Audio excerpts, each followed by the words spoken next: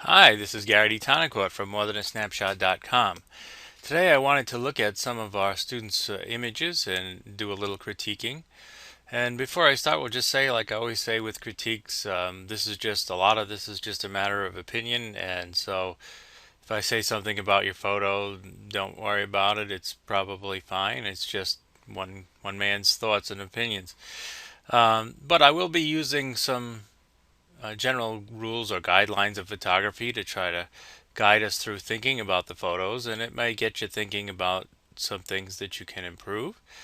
And I'm just going to go through the Facebook group here and pick out some of the recent images and see how they did. We start off here with Arlene, and I have to congratulate her on working really hard on the course. I see a lot of photos coming through, so I hope everybody keeps up the good work and goes out and practices. That's really how you're going to, get better pictures. And so we'll take a look at some of these.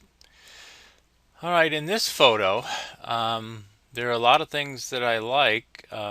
First of all, it is an interesting subject, sort of the stone ruins, and I don't know where this is, but it's kind of cool. Um, and I think that she did a good job of looking for some leading lines here. These walls are guiding our eyes to the stone building. And so, as far as interest goes, it is an interesting subject. It does have some good composition elements. Um, and I'm not really seeing anything majorly wrong with the photo. I just think that it could use something extra. It's sort of generic. It's not really popping for me.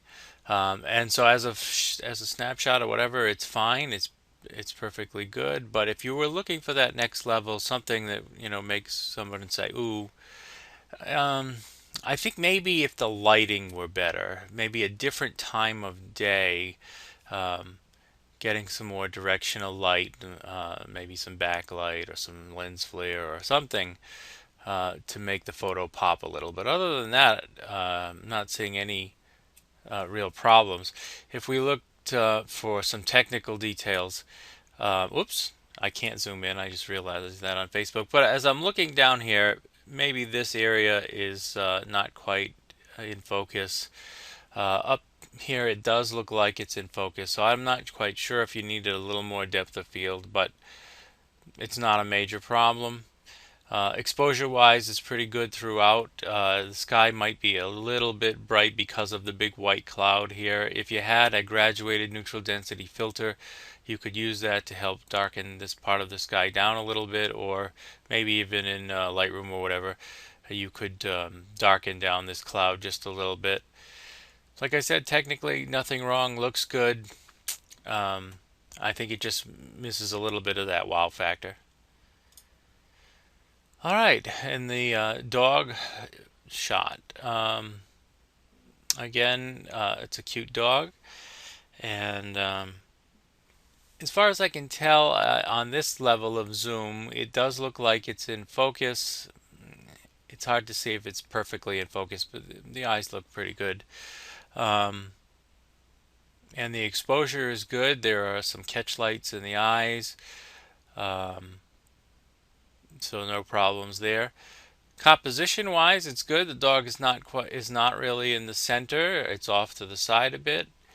Um, they technically tell you that if you're going to do that, you should put the subject off to the side on the right side because our eyes would come into the frame and then run into the subject over here. But it doesn't mean, all photographic rules are made to be broken. Um, and overall, it's a nice shot. The little girl in the water. Again, the exposure looks good. Maybe a little bit of a hot spot right here, but not too bad. Everything's in focus. Again, this is kind of a shot that, while everything is right, I'm not getting that pop factor. Maybe if you know the little girl, it's a bit more interesting. Um, Maybe if she was looking up and engaging with the camera a bit more, maybe that would help with that wow factor. But overall, pretty good job. And that's back to that one. So let's go on and see who else we have on the list. Some more from Arlene, and here she was working with, this is a great idea, go out somewhere and play with the depth of field. Remember that when you use a wide open f-stop, you will get a shallow depth of field, and when you use a smaller f-stop, you'll get more depth of field. So here she's showing that it says she used f25 with a focused background and used f8 on the other picture. So let's see how that came out. This one is obviously the one with the depth with the f25 because this is in the back. So let's look at this one first. So if you were going to do this kind of shot, you would focus on the object that's important. In this case, it's the camera. And with the f8, it's not the most shallow depth of field. That's why this is still, not quite blurred out a lot. But if you had used maybe f2.8 or f4, you would have gotten much more blur in the background. But this should be the point of focus in either case. And you can see here that f8 did give you a slightly out of focus background. Now, if we compare that to this image, this is much more in focus because he used f25. And also the stuff in the foreground is still in focus. I'm not quite sure if you focused still on the Nikon, then because the Nikon here and here, then it doesn't quite seem as sharp as it did here. I don't know if that's a lens quality issue or if you didn't focus specifically on the camera itself. But again, you could have still focused on the camera because remember when you use that smaller f-stop, you're gaining 1/3 extended focus to the front and 2/3 extended focus to the back. So you want to find a spot where you're going to focus roughly 1/3 of the way into the scene, and I think for this picture the camera still is about 1/3 of the way into the scene. If you focused back here, that would have been a mistake because then you wouldn't have had quite enough distance to get very good focus on the camera in the front. So I don't know, maybe you can fill us in later about where you did focus, but it's close. It just doesn't seem quite as clear on the camera on this picture as it did on this picture. But good job practicing. All right, let's look at some of Nancy's images.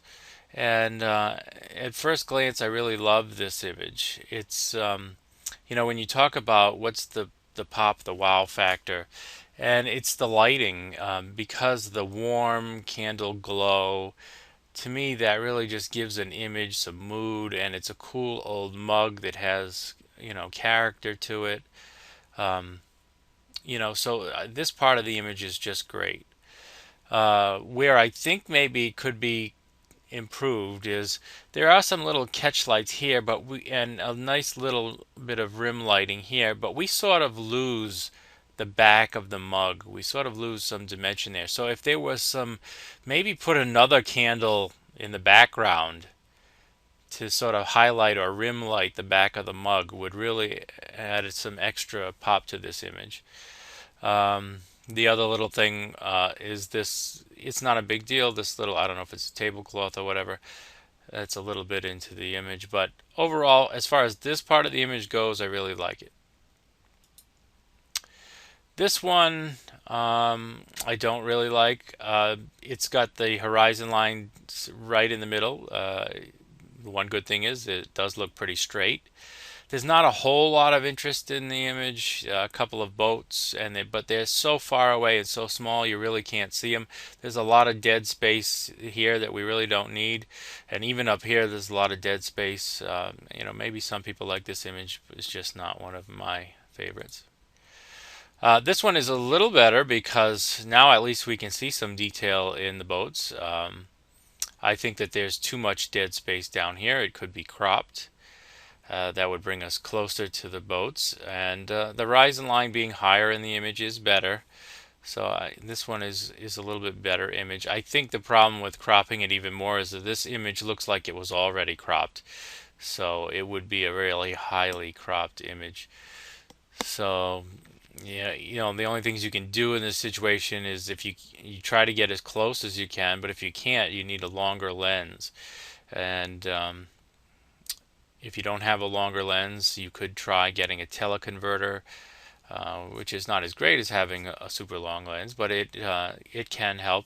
You can get teleconverters in 1.4 times magnification and 2 times magnification. And I've had a few teleconverters. I've had an off-brand teleconverter, and I didn't find it to be very sharp. And then I got I got a Canon teleconverter, and I found that one to be much better. But no matter what, when you use a teleconverter, you're going to lose a little bit of sharpness. All right, let's go and see what else we have. Okay, Anna, she says this was lecture 25, defining a subject and telling stories. All right, so let's see how she did on that. Definitely defining a subject and telling stories. And overall, the exposure is good. As far as I can tell at this zoom level, the sharpness looks good. Um, the one thing I would question is do we need all of this? Certainly we need some of it, but I might crop off maybe that bottom part or so. But overall, it's a good image, and we'll see what is next. I see. I tend to like this one better because, like I said, we have a little bit less of that log, um, and maybe a tiny bit too much at the top, but not a big problem. Um, Overall, it's a nice pose. You caught the child in a nice smile. Um, Maybe you could, as the photographer, when you're thinking about these things, um, I don't mind the hand the way it is here. This hand in a fist, you might have told the child to relax that hand a little bit, but it's not bad. It does sort of match that. Um, as far as exposure goes, the exposure is good. And the one thing that could help this image is the lighting is a little bit flat. And so if you brought with you, if you don't have a reflector, you could bring a big piece of white foam core and have someone hold it off camera and bounce some light back into her face, and it'll add a bit of a catch light in the eyes, and it'll add a highlight side to the face and a shadow side to the face, and I think it would give the image a little extra pop. But I do think it's great just the way it is. um, I think if we just wanted to go that extra step further, a little enhancement in the lighting would help. And this image, this is just a great storytelling image. I'm assuming grandfather and grandson, but you can just see that connection, the happiness, and the sleepy child. Um, as far as that part is concerned, it's priceless. It's a great image. And if he is moving in this direction, you did leave him some space to sort of walk in that direction. So, and you do have him in the third of the frame. And composition wise, that's all looking good. Exposure wise, that's good. I'm not seeing any lighting problems. So nice image. And this one's good too because again, the warm candle light being offset with the face, gives it some balance and composition. I really like that too. And it doesn't look too noisy, even though it's just shot by candlelight. And I like the orange glow on her face. And the one the one thing that you could sort of nitpick about is the candles in the glasses. All right, so yes, there are candles here, and you might expect to see a reflection in the glasses, but it's fine for a candid shot. But if you were thinking about, maybe one step taking it better, if you had her adjust the angle of her face just a little bit, maybe there's an angle where we could eliminate that reflection in the glasses. Just something to think about, but overall, a good image. All right, so we did all of those. All right, this one says Lecture 24, Rule of Thirds. And she just goes on to describe what thirds she's using. One with a slow shutter speed on a tripod, one a mirror image.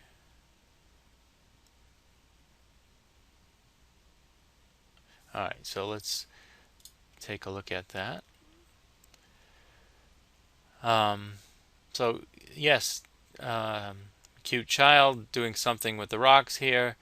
We've got some nice leading lines bringing us in here. I would say maybe try to get a little closer so that we don't see quite so much of the bright pathway here. And also we have a person in the background. So the other thing is that because of all of this brightness in the image, the child ends up to be a little bit underexposed. So when you're in this sort of backlit situation, you got to remember to use exposure compensation and brighten up the image enough for the subject to be the right exposure, even if that means that the background is going to go overexposed a bit. And like I said, with a little different angle or being a little bit closer, we can eliminate some of this background. We don't need quite so much of it. See, you did a lot of the things we were just talking about. You got a different angle. You got a little bit less of this part here. And so I like that part better. I like that we can see his face a little bit better here. A couple of cleanup things. When you're shooting people, you have to watch them for, things that are happening to their clothes, things that are happening to their hair. So you might have adjusted this little ruffle here. I like, again, the leading line. One thing here that I didn't like very much is whatever this twig is, that could possibly be cloned out if there was no way to avoid it when you were taking the shot. It's always easier to avoid, if you can avoid it when you're taking the shot. But you got to remember to try slowing down when you frame up a shot, and before you take a picture, look for all the little details around the edges, look for details on the subject, and try to fix as many things as you can. I know that's hard to do when you're shooting children. It's a lot of times candid moments and you're running gun and you're trying to do it fast and there's no way to catch all these things. I understand that. It's just try to keep some of these things in mind. And but overall, again, a good image. I would use the exposure compensation again to brighten it up a little bit to have his face be brighter. Or you could try experimenting with spot metering and metering off of his face, and that would give you better exposure on the subject. And again, that would maybe overexpose the background a little bit, but in this case, we're more concerned with the subject. This photo, it's an interesting sky, but not much else. It's a sunset. Again, you were probably practicing some concepts, so that's fine. This image I really like. The water looks nice. I like the extra little spray of water coming up here. And the composition looks pretty good. The thing that sort of troubles me about the image is, I think you said you used a tripod, but there are some things that look like they're out of focus, maybe just because of depth of field, maybe not because of motion, because the rocks here, as far as I can see, they don't seem to have any motion blur. The water doesn't seem to have any motion blur, but if you look here, this rock is just not real sharp. And if you look at these trees and stuff back here, it's not real sharp. I don't know what f-stop you used, but maybe you needed to stop down further to get more depth of field to the front and to the back. It's not super critical because the important part of the picture is the waterfall, and it is a very nice looking image, so you don't have to worry about it too much, but there is something going on here. Either not quite enough depth of field. Again, try f16 for these types of shots. Or it could just be there are some lenses that are just not quite that, perfectly sharp. And this is really nice, getting the reflection in the water, and looks like he's testing the water, and it's really cool how the dog looks like he's reading the test strip over everybody else, and the child is even looking at it. Uh, it's got some nice things there, and we can see it. It's it's interesting that it definitely needs to be tested. The water is quite dirty. Um, if it had been, not if the water didn't have all this stuff in it, you would have gotten a cleaner reflection in the pool. Background wise, I don't really like this pipe here, but that would be easy to clone out if you take this into Photoshop. And we have a little bit of a merger with this window, but it's not a big deal. And the depth of field looks good because we have, it looks like it's in focus all the way down here, all the way to up here. So you did pick the right f-stop. And this is one of those cases where we said that you can put the horizon line directly in the middle of the picture, like you said, because it is a mirror image. And that's one of the times that you can get away with doing that. And yeah, I like the image. All right, and so we're back to that one. These are some images that I've critiqued online, so I think that's probably where I'll end it here for today. And as you add more images, I'll probably wait till there's a little bit of a build-up, and maybe I'll do something like this again. Leave me some comments and let me know what you think. If you'd rather see this in video form or just my comments on the page, or anything like that. So then again, this has been Gary D. Tonicourt from morethanasnapshot.com, and I want you to keep practicing, and you're doing some great work.